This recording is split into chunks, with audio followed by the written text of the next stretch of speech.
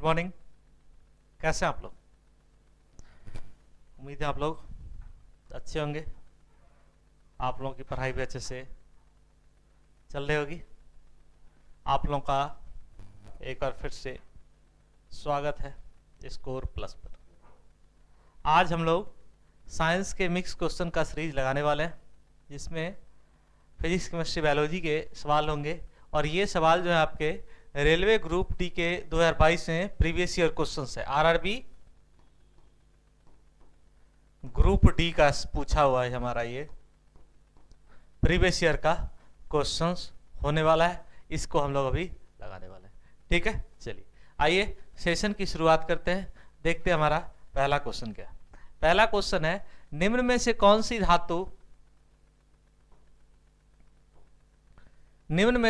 सी धातु aluminium sulphate के विलयन में एल्युमिनियम को विस्थापित कर सकती है? एल्युमिनियम सल्फेट यानी Al2SO4 प्लस X कोई धातु है जिसको हमने क्या मान लिया है, X मान लिया। अब डिस्प्लेस करके क्या बना देगा, जो भी धातु है डिस्प्लेस करके क्या बनाना चाहेगी, डिस्प्लेस जो करेगा वो XSO4 का निर्माण करेगी, प्लस में एल्युमिनियम बनेगा। आखिरकार हमको पता करना है कि ये धातु X है वो कौन सी धातु है। इसके लिए आपको क्या देखना होगा, इसके लिए आपको देखना होगा रिएक्टिविटी सीरीज, अभिक्रियाशीलता श्रेणी आप लोगों को देखनी पड़ेगी। अब क्रियाशीलता श्रेणी में जो कम अभिक्रियाशील धातु होगा एल्युमिनियम से डिस्प्लेस नहीं कर पाएगा। एल्युमिनियम से जो अधिक क्रियाशील धातु है उसकी खोज आपको करने की। तो कॉपर जो है एल्युमिनियम से कम क्रियाशील है, ठीक है। अगर पारा जो है वो एल्युमिनियम से कम क्रियाशील है, जो लोहा है वो भी एल्युमिनियम से कम क्रियाशील है, पर जो आपका मैग्नीशियम है एल्युमिनियम से ज्यादा क्रियाशील है, ठीक है। तो आंसर क्या हो जाएगा, मैग्नीशियम। यानी यहां पर आपका क्या आएगा, मैग्नीशियम आएगा। और एल्युमिनियम सल्फेट जब मैग्नीशियम के साथ अभिक्रिया करेगा तो MgSO4 प्लस एल्युमिनियम का निर्माण कर देगा। हमसे यही Mg के बारे में पूछा गया था। ऑप्शन नंबर 4 नहीं होगा, ऑप्शन नंबर 2 आपका सही और सही आंसर हो जाएगा, ठीक है। आ जाइए अगले क्वेश्चन में।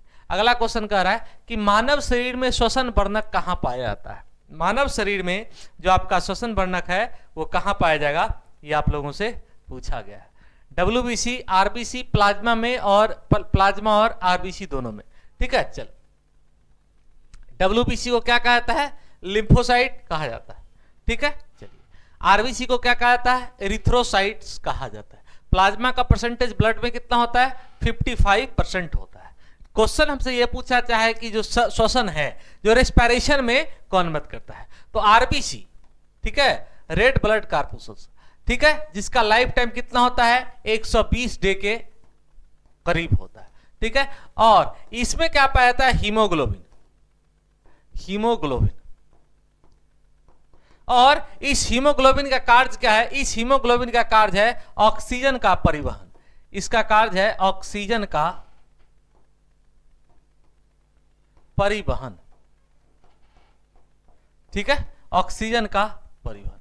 और इसी ऑक्सीजन को हम लोग सांस लेते हैं, ठीक है, इसी ऑक्सीजन को हम लोग सांस लेते हैं। तो यानी क्या होगा कि श्वसन में कौन मदद कर रहा है, आपका RBC मदद कर रहा है। हीमोग्लोबिन में कौन सा तत्व पाया जाता है, तो आयरन पाया जाता है, ठीक है। और हीमोग्लोबिन के कलर ही ब्लड का जो कलर है वो क्या होता है, RBC का कलर जो है वो लाल होता है। आंसर क्या होगा, ऑप्शन नंबर 2। ऑप्शन नंबर 2 आपके सही और सही आंसर्स आ गए होंगे, ठीक है।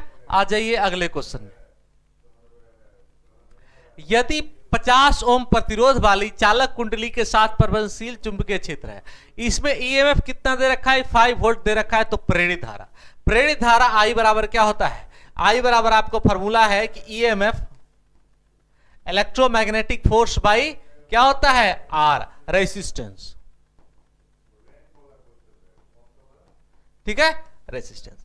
EMF कितना दे रखा है, ध्यान देंगे 5 वोल्ट आपको दे रखा है, ठीक है। आपका रेसिस्टेंस का वैल्यू आपका 50 ओम दे रखा है। इसको कैलकुलेट करिए, 0.01 एम्पियर आएगा। वोल्ट बटा ओम क्या होता है, एम्पियर होता है। ऑप्शन नंबर क्या होगा भाई, 0.01 होना चाहिए, 0 भी गलत है भाई, इनफाइनाइट भी गलत है। ऑप्शन नंबर 4, ऑप्शन नंबर 4 सही और सही आप लोगों का आंसर आया है, ठीक है। आ जाओ अगले क्वेश्चन। अगला क्वेश्चन कह रहा है कि निम्नलिखित अभिक्रिया का उत्पाद क्या होगा। ठीक है, उत्पाद यानी हमको क्या देखना है, जो हमारा मास ऑफ LHS जो होना चाहिए, mass of LHS equals to mass of RHS। अगर मास का कंपैरिजन कर रहे होंगे तो, अगर हम लोग मॉलिक्यूल का कंपैरिजन कर रहे होंगे, अगर क्या कर रहे होंगे, मॉलिक्यूल का कंपैरिजन कर रहे होंगे, अगर अणु की तुलना कर रहे होंगे तो अणु दोनों तरफ क्या होना चाहिए, समान होना चाहिए। देखिए हम लोग अणु की गणना कर लेते हैं। देखो यहां कार्बन एक यहां है, यहां एक है, तो यानी कि हमारा कार्बन कितना होना चाहिए, 2 होना चाहिए था। ठीक है, देखना शुरू करते हैं। पहले में एक कार्बन, दूसरा कार्बन, तीसरा कार्बन, गलत हो गया। पहले में, दूसरे में देख, तीसरे में देखिए एक कार्बन इसमें है, दूसरा कार्बन इसमें, यानी ये अभी तक सही था। इसमें भी आपका कार्बन क्या है, 2 है, इसमें भी कार्बन क्या है, 2 है, यानी तीनों में से कोई हमारा ऑप्शन हो सकता है। आगे देखो हम लोग हाइड्रोजन की गणना करते हैं। हाइड्रोजन कितना है, 3 यहाँ पे, 2 यहाँ पे, 1 यहाँ पे, 6। टोटल कितना होना चाहिए था, हमारा हाइड्रोजन की संख्या 6 होनी चाहिए थी। यहां पर देखिएगा 3 1 4 हो रहा है, ये गलत हो गया। आगे देखिए यहां पर कितना है, 2 2 4, क्या ये हमारा सही है, ना जी ना, ये भी आपका जो है वो गलत और गलत है। ठीक है, यहां पर देखिए कितना हो रहा है, 3 4, यानी क्या हो जाएगा, अब बी और सी में से कोई हो सकता है। ठीक है, बी और सी में से कोई हो सकता है। आगे देखिए हमारा क्या बचा है, आपका ऑक्सीजन कितना है, हमारा 3 ऑक्सीजन होना चाहिए था। क्या हमारा ऑक्सीजन कहां है, यहां से ऑक्सीजन गायब था। ऑप्शन नंबर बी मार दीजिए, ऑप्शन नंबर बी जो होगा आपका वो सही और सही आंसर हो जाएगा। और ये क्या है, हमारा एसिटिक एसिड है। ये क्या बना है, हमारा एसिटिक एसिड बनेगा।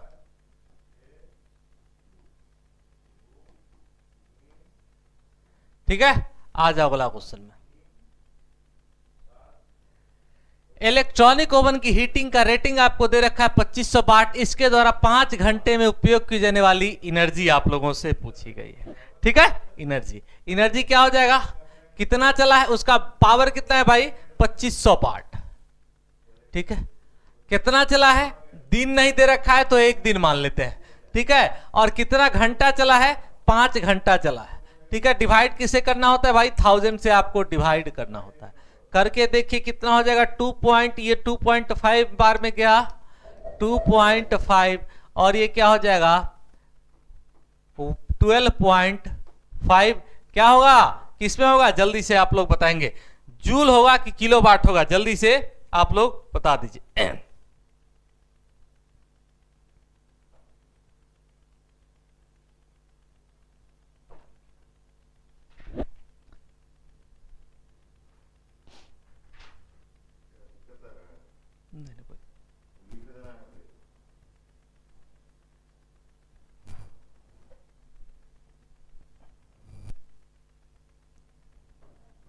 क्या हो जाएगा, ऑप्शन नंबर 2।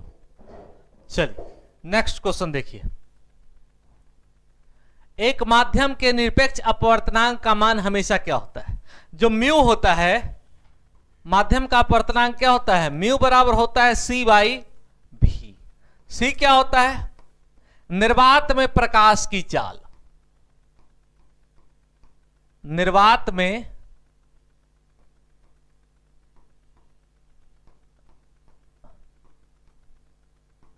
प्रकाश की चाल,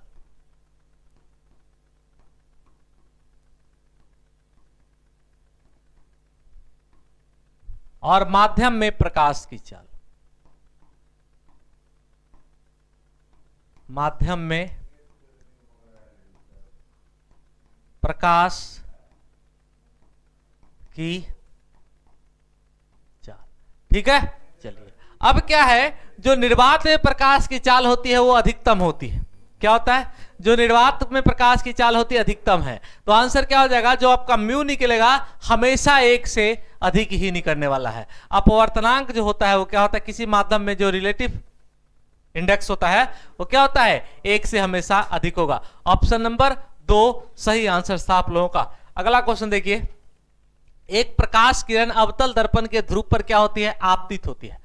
आपतित किरण और मुख्य अक्ष के बीच में न्यून कोण क्या कहलाता है। देखिए यह हमारा अवतल दर्पण है, देखो अवतल दर्पण, अवतल दर्पण में हमारा ये मुख्य अक्ष है, ये हमारी फोकस है, और ये हमारा सेंटर ऑफ कर्वेचर होता है। C बराबर क्या होता है, C बराबर आपका होता है 2f, या फिर हम लोग f बराबर क्या लिखते हैं, C/2 लिखते हैं। लिखते हैं कि नहीं लिखते हैं, बिल्कुल आप लोग लिखते हैं। आइए देखिए क्वेश्चन क्या कहे हमसे कि आपतित किरण कहां जा रहा है, मुख्य अक्ष के बीच क्या होता है, ध्रुव पर आपतित होता है। यानी जो हमारा आपतित किरण है कुछ इस प्रकार से ध्रुव पर गया, तो ध्रुव पर जो जाएगा वो मुख्य अक्ष के साथ निकल जाएगा, तो ये एंगल क्या होगा, अगर ये हमारा आई है तो ये हमारा क्या होगा, आर होगा, यानी ये एंगल ऑफ रिफ्लेक्शन परावर्तन कोण होगा। ऑप्शन नंबर 2 सही और सही आंसर है आप लोगों का। ऑप्शन नंबर 2 बिल्कुल ही सही आंसर थे आपके। आ जाइए अगले क्वेश्चन में क्या कह रहा है कि निम्नलिखित में से कौन सा लवण लगभग 7 पीएच मान वाला जलीय विलयन देगा। 7 पीएच मान किसका होगा, ये आप लोगों से पूछा गया है। तो 7 जो होता है वो क्या होता है, उदासीन होता है। लगभग 7 के आसपास की जो वैल्यू होगा क्या होगा, न्यूट्रल होगा। तो हमको देख रहे हैं न्यूट्रल के पास किसका वैल्यू है, NH4Cl, ये क्या है, हमारा अम्ल है, क्या है, अमोनियम क्लोराइड, यानी इसकी जो प्रकृति है वो क्या है, अम्लीय प्रकृति है, तो ये तो होने से रहा। सोडियम कार्बोनेट, इसकी प्रकृति थोड़ी सी अम्लीय होती है। पोटेशियम आपका सल्फेट, ये जो होता है ये उदासीन के पास होता है। केवल 3 आपके आंसर होगा। ऑप्शन नंबर 4 में दिख रहा है सभी लोगों को, और ऑप्शन नंबर 4 सही और सही आपके आंसर्स थे। क्लियर है भाई लोग। आ जाओ अगले क्वेश्चन पर। क्या कह रहा है हमारा अगला क्वेश्चन, अगला क्वेश्चन हमारा कह रहा है कि 2AgCl यानी सिल्वर क्लोराइड, सिल्वर और क्लोरीन में कब टूट जाता है, ये आप लोगों को बताना है। आपको ने एक चीज दिखा होगा, जो हमारा AgCl है को जब क्या करता है, तोड़ा जाता है। इसको तोड़ा किस में जाता है, हीट दिया जाता है किसका, सनलाइट का। सूर्य का प्रकाश जब सिल्वर क्लोराइड को दिया जाता है तो ये किसमें टूट जाता है, 2Ag जो कि सॉलिड स्टेट में है, प्लस आपका क्लोरीन Cl2 जो कि गैसियस अवस्था में है। कौन सा दिया आपने, सूर्य का प्रकाश दिया है। ऑप्शन नंबर 2 सही और सही आंसर है। ठीक है, सिल्वर ब्रोमाइड का उपयोग हम लोग कहां करते हैं, सिल्वर ब्रोमाइड का हम लोग प्रयोग करते हैं, फोटोग्राफी में करते हैं। ठीक है, चलिए आ जाइए नेक्स्ट क्वेश्चन। नेक्स्ट क्वेश्चन हमारा क्या है, निम्न में से कौन सी श्वेत रक्त कणिकाओं को दर्शाता है। सही नामांकन वाले विकल्प का आपको चयन करना है। ठीक है, देखिए आंसर्स देख के बताइए, फोटो देख के।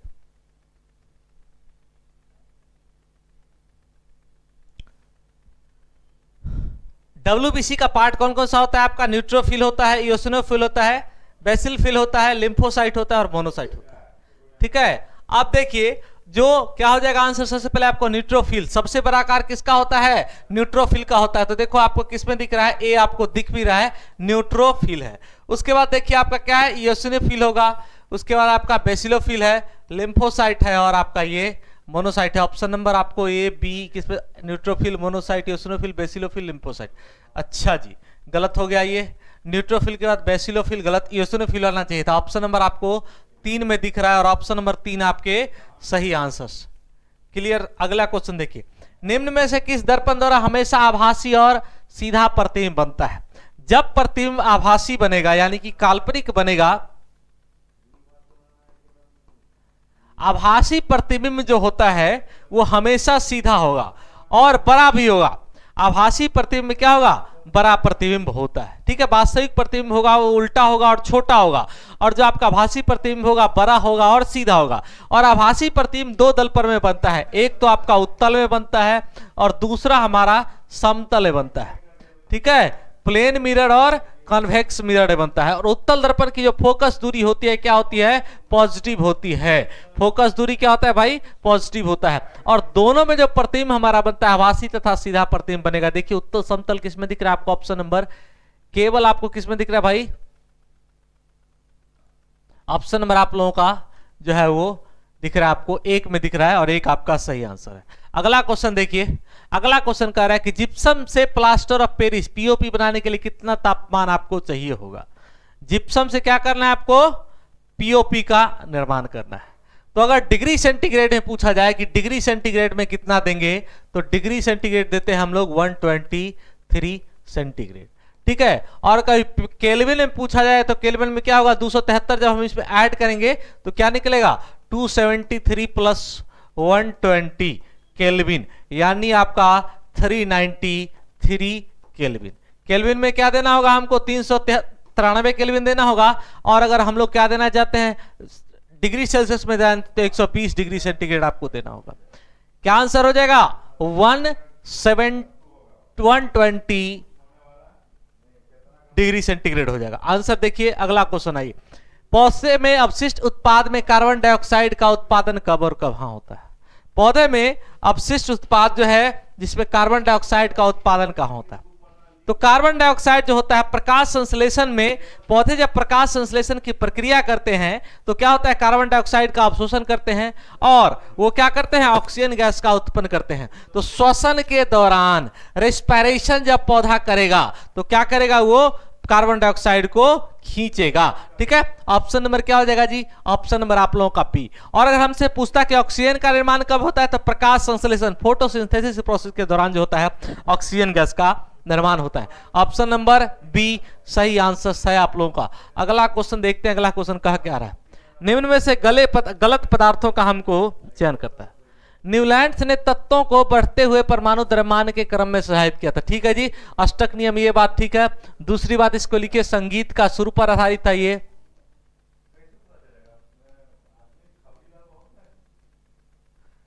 संगीत के सुरों पर यह आधारित था। दूसरी बात, ये नियम कहां तक लागू था, लागू था जो ये नियम लागू था आपका कैल्शियम था, यानी कि 20 तक ये लागू था। अंतिम तत्व जो था इसका, अंतिम तत्व था थोरियम।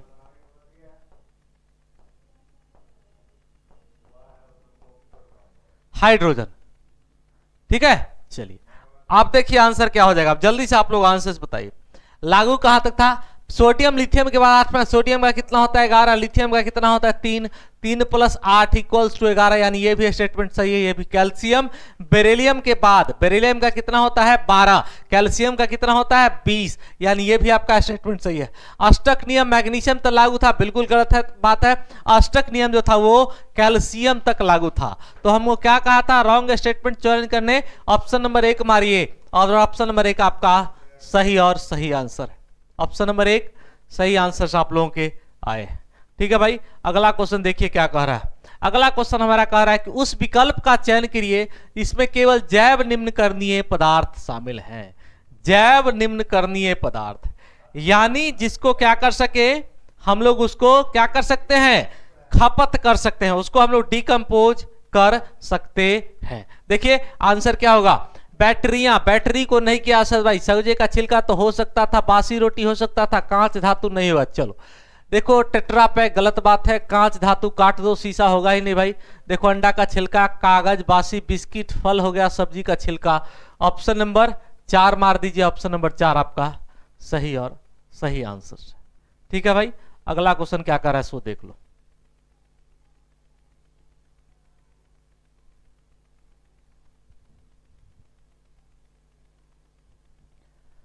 विद्युत प्रेषण लाइनों के लिए इनमें से प्रमुख किस पदार्थ का उपयोग किया था, यानी कि विद्युत धारा को प्रवाहित करने के लिए, विद्युत धारा को एक जगह से दूसरे जगह ले जाने के लिए हम लोग किस चीज का प्रयोग करते हैं, तांबा का प्रयोग करते हैं, सीसा, टीन के मिश्र धातु का प्रयोग करते हैं, इसका तो नहीं करेंगे। टंगस्टन का भी नहीं कर सकते, नाइक्रोम का भी नहीं कर सकते। ऑप्शन नंबर 1 आपका तांबा, और यही तांबा का देखते हैं आप लोग, कॉपर का वायर जो होता है ज्यादातर बनाता है। टंगस्टन और नाइक्रोम इसका भी यूज होता है। हीटर में किस क्या लगा होता है, जो होता है हमारा नाइक्रोम लगा होता है। टंगस्टन विद्युत बल्ब का जो फिलामेंट होता है, जो बल्ब का फिलामेंट है,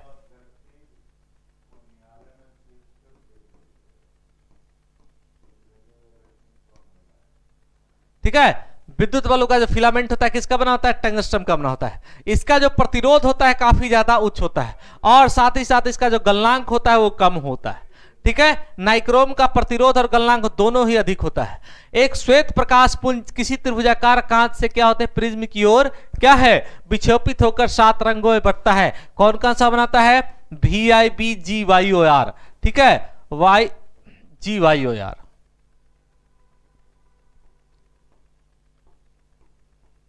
टोटल 7 रंग बन गया।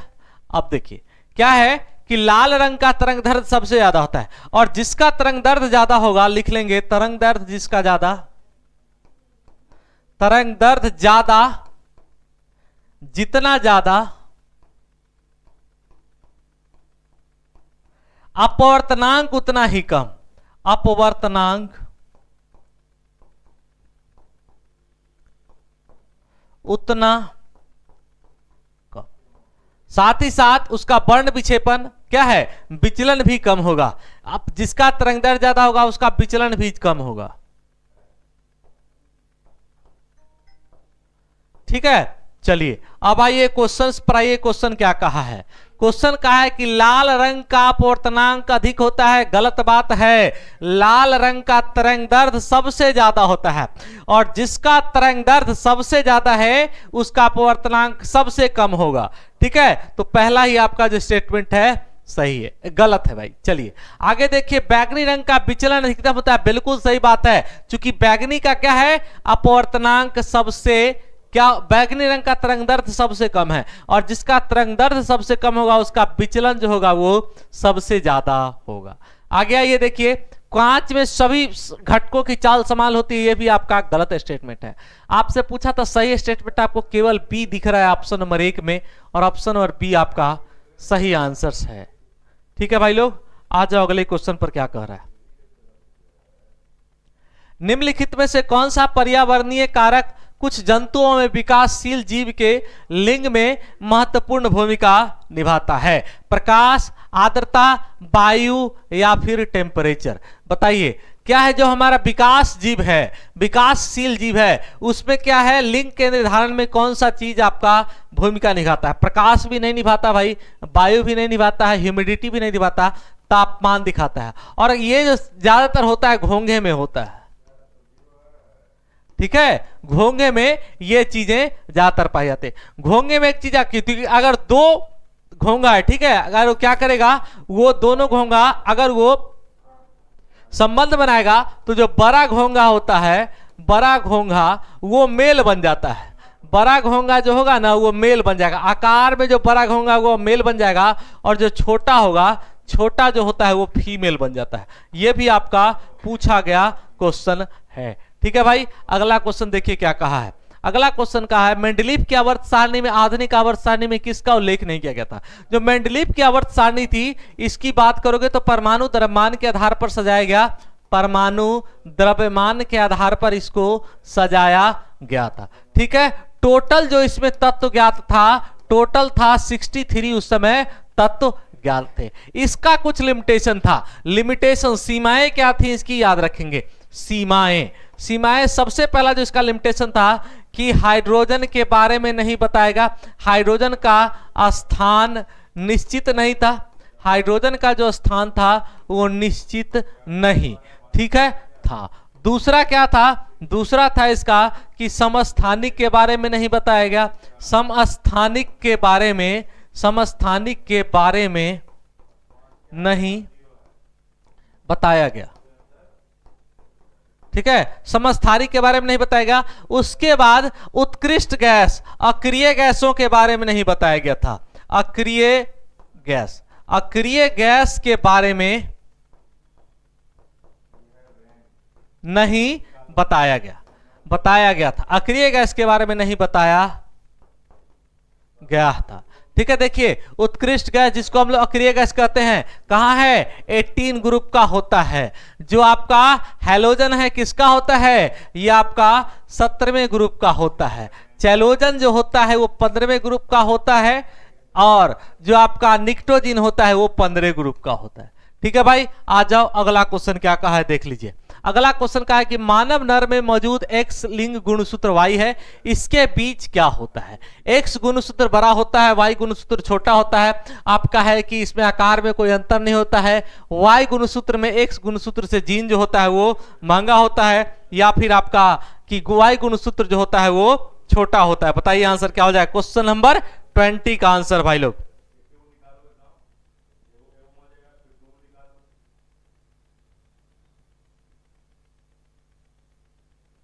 ठीक है, क्या हो जाएगा? जो हमारा एक्स गुणसूत्र होता है वो बड़ा होता है, और वाई गुणसूत्र जो होता है छोटा होता है। एक्स जो है मेल और फीमेल दोनों में, मेल एवं फीमेल दोनों में पाया जाता है। मेल प्लस फीमेल, ठीक है। और जो हमारा वाई होता है किसे पाया जाता है बताइए, केवल वाई में, केवल मेल में कि केवल फीमेल में? जल्दी से आंसर्स बता दो आप लोग।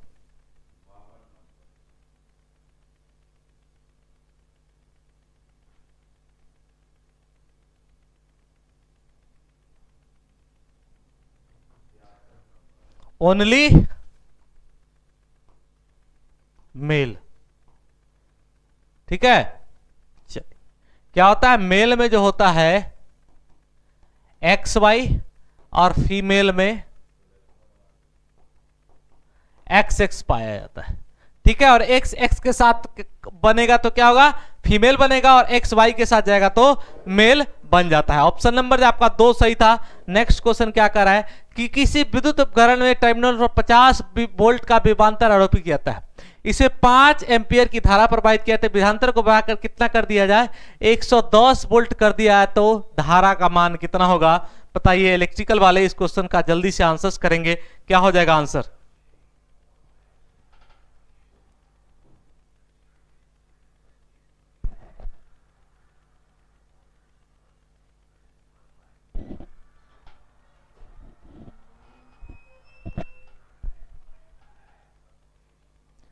चलिए कैसे निकालेंगे पता ही आपको, I1 बटा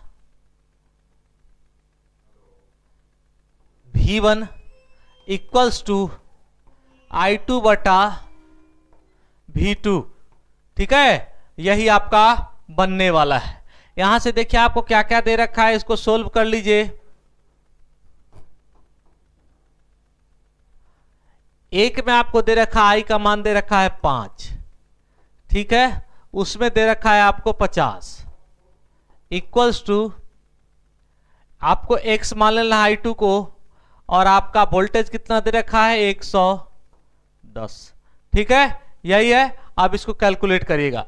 50x इक्वल्स टू आप लिखेंगे कितना, 5 इंटू 1110, x बराबर क्या होगा 5 इंटू 1110 बाई 50, काट दीजिए कितना बार में, 10 बार में, 10 से कितना जाएगा 11 बार में, यानी जो हमारा I2 का वैल्यू आएगा कितना आएगा 11 एम्पियर आने वाला है। कहां देख रहा है आपको, ऑप्शन नंबर 4 में, और ऑप्शन नंबर 4 आपका जो होता है वो सही और सही आंसर है, ठीक है। ऑप्शन नंबर 4 बिल्कुल सही आंसर है।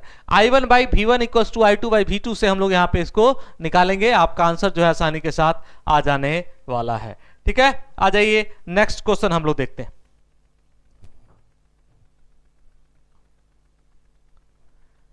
किसी रासायनिक अभिक्रिया में N2 प्लस SX2 में 2NH3 में X का मान हमसे पूछा है, ठीक है। यानी हमको जो हमारा रिएक्शन है उसको बैलेंस करना है।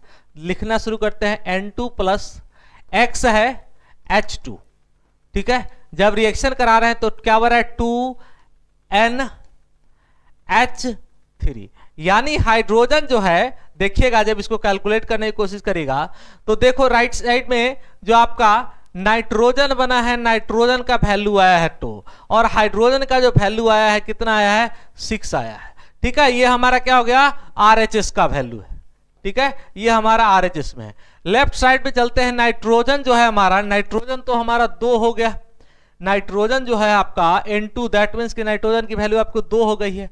अब कितना है, हाइड्रोजन आपको दे रखा था, हमको 6 लाना था, दे कितना रखा है 2 रखा है, तो यहां पर हम कितना से मल्टीप्लाई करें कि हाइड्रोजन जो हमारा 6 हो जाए। अगर मान लीजिए यहां पर आपने 3 से मल्टीप्लाई कर दिया, 3H2 रख दिया, तो 3 2 जा 6 होता है, यानी इधर भी आपका जो हाइड्रोजन होगा वो 6 हो जाएगा। अब अगर आप दोनों तरफ देखिएगा तो इक्वल्स हो गया है, यानी जो हमारा इक्वेशन है वो बैलेंस है। तो कितना से मल्टीप्लाई करने का पड़ेगा हमको, 3 से मल्टीप्लाई करने पड़ेगा। ऑप्शन नंबर 3 आपका सही आंसर है, ठीक है। ये LHS भी पूरा हो गया और ये हमारा RHS भी पूरा हो जाएगा, LHS, ठीक है। चलिए नेक्स्ट क्वेश्चन देखिए। वायुत्तक कोशिकाएं डैश में पाई जाती है। एरियोलर टिश्यू किसमें पाया जाता है, फाइबरस रूट में जो है, रेशेदार जंतु तंत्र में जो है आपका वायुत्तक कोशिकाएं पाई जाती हैं। बताइए आंसर क्या हो जाएगा।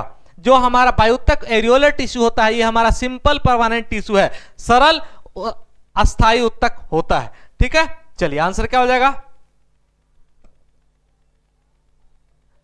जलकुंभी। ठीक है, एरियोलर टिश्यू जो है वो आपका जलकुंभी में पाया जाएगा। ऑप्शन नंबर 2 सही आंसर। अगला क्वेश्चन क्या कहा है कि फ्लेमिंग के राइट हैंड रूल के नियम में, यानी क्या है कि तर्जनी मध्यमा उंगली से डैश की दिशाओं को FBI, ठीक है, right hand rule FBI, force, उसके बाद क्या, मैग्नेटिक फील्ड, और उसके बाद आपका करंट। ठीक है, आपसे पूछा किसका है, देखिए FBI से याद रखेगा। ये आपका क्या बना है, राइट हैंड रूल बना है। राइट हैंड रूल में देखो ये हमारा ये है, F है, फोर्स है, उसके बाद ये क्या है, विद्युत चुंबकीय क्षेत्र है, और ये क्या दे रहा है, हमारा धारा दे रहा है। अब आप खुद से आंसर बताइए क्या हो जाएगा। हमसे पूछा किसके बारे में है, तर्जनी और मध्यमा। मध्यमा यानी मध्यमा हमारा ये उंगली क्या दे रहा है, हमारा आई दे रहा है, धारा दे रहा है। ठीक है, चलो उसके बाद देखिए तर्जनी, तर्जनी कौन सा है हमारा, ये आपको क्या देगा, चुंबकीय क्षेत्र देगा। देखिए आंसर क्या आ रहा है, जल्दी से आप लोग आंसर बताइए, आंसर क्या हो जाएगा। FBI आपका आंसर होने वाला है। ठीक है, चलिए ऑप्शन नंबर 4, ऑप्शन नंबर 4 सही आंसर हो जाएगा। जो हमारा अंगूठा है क्या देता है, अंगूठा हमारा फोर्स देता है हमेशा। FBI याद रखेंगे। F होता है आपका मैग्नेटिक फोर्स, B हो गया आपका मैग्नेटिक फील्ड, और तीसरा आपका I जो हो गया आपका करंट हो गया। तो हमसे क्या पूछा था, हमको तर्जनी और मध्यमा के बारे में पूछा था। तर्जनी जो है हमारी सबसे छोटी उंगली होती है। ठीक है, ऑप्शन नंबर क्या होगा, 4 आपका सही और सही आंसर था। ठीक है, ये था आज का हमारा सीरीज। उम्मीद है आपको ये सीरीज पसंद आया होगा। अगर आपको ये सीरीज पसंद आया तो आप इस वीडियोस को लाइक करेंगे, साथ ही साथ दोस्तों के साथ इसके बारे में निश्चित तौर से शेयर करेंगे। अपडेटेड रूटीन के हिसाब से आप लोगों के लिए जो सवेरे 6 बजे है आपका NCERT का साइंस का क्लास चल रहा है, केमिस्ट्री बायोलॉजी का, 7 बजे आपका BACD चल रहा है, शाम 4:30 बजे आपका इलेक्ट्रीशियन और इलेक्ट्रॉनिक मैकेनिक क्लास, और रात 8 बजे NCERT फिजिक्स की क्लास चल रही है। सबका सब आपको स्कोर प्लस चैनल पर आपके लिए अवेलेबल है, लाइव सेशंस है। अगर आप इसका पिछले वीडियोज को देखना चाहते हैं तो चैनल के प्लेलिस्ट बना हुआ NCERT साइंस सीरीज के नाम से, जहां पर आपको सारा वीडियोज मिल जाएगा, आप पिछली वीडियोज को भी देख सकते हैं। आज के लिए बस इतना ही रखा जाएगा, फिर आप लोगों से कल मुलाकात होगा। तब तक के लिए आप लोगों का थैंक यू, जय हिंद।